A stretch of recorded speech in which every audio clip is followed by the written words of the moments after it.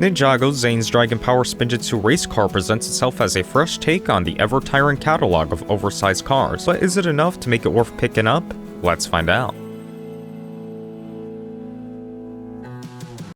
This set depicts what is most likely Zane's main vehicle for Dragon's Rising, where it could be seen in a final confrontation against Imperium. The overall shaping is very nice with the use of a lot of slope elements, a welcome departure from racing vehicles. I also feel a very elemental driven presence with perhaps the greatest weight to azure ratio ever seen in a Zane vehicle, as well as some new specialized elements up front. A great new addition to what I consider to be a recent homage to CCBS elements. What's also great is implementing some classic Speed Champions techniques by making the front a sub-assembly with a hidden detail represented in an engine, along with a recolor of some neo-classic pistols. The driver's seat is nothing to write home about, but as far as controls, I do quite like how it comes together with the use of the CMF game controller, as well as the choice to use a bracket to prevent Zane from getting stuck. They even include a storage option for a storage and a spoiler, something we rarely get today. Speaking of Zane, he's perhaps one of my favorites of this new line of suits, bringing in the core color scheme, as well as using, for the first time, turquoise on his Dragon Power faceprint, with the other paying homage to the original neutral expression.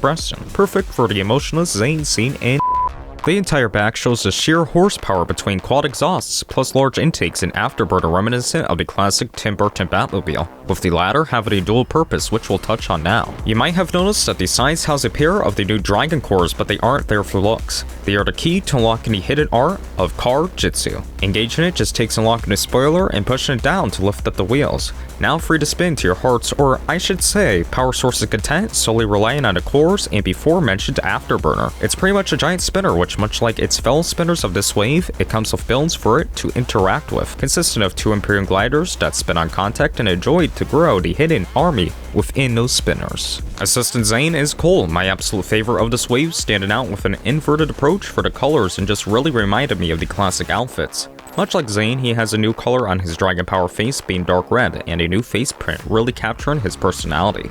To fight them are Imperium Claw Hunter and Imperium Guard Commander, an interesting selection making the commanders cheaper than the army building counterparts. The Claw Hunters, who we see comprising most of Imperium's army, and just like its commander counterpart, it is a fantastic design with a recolor of those new elements to pearl gold. As for the commander, it's rather interesting, as with first glance I assumed it was the Cyclops, but in universe they are just normal people. Accessories included are just Imperium Dragon Hound Hunters with the inclusion of a brick-built staff, rather underwhelming to be honest. For size comparisons, here it is next to Imperium Dragon Hound Hunter, 2014 X1 Ninja Charger, Ninja Tuner Car, and Cole's Tread Assault, with this being what's left over. Taking the best features of Ninja Tuner Car as well as X1 Ninja Charger and combining them with a fantastic gimmick honestly makes this quite the standout. From overall looks to play feature performance, I'd say this is definitely a set to get. It's both for display and play and just feels right even within the price. If you want to see more content like this, make sure to subscribe, and I'll see you all in the next review.